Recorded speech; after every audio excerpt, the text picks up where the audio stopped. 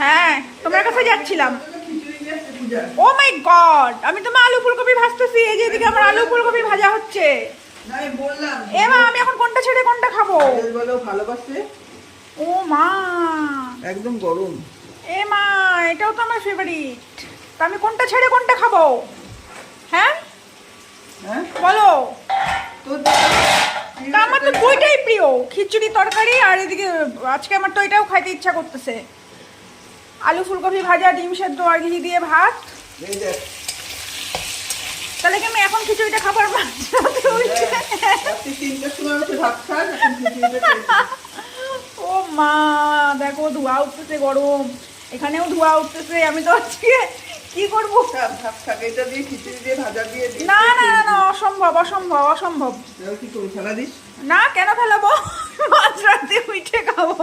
দেখে টেস্ট করে দেখে দে। ও, দেখে তো মনে হচ্ছে ভীষণই ভালো।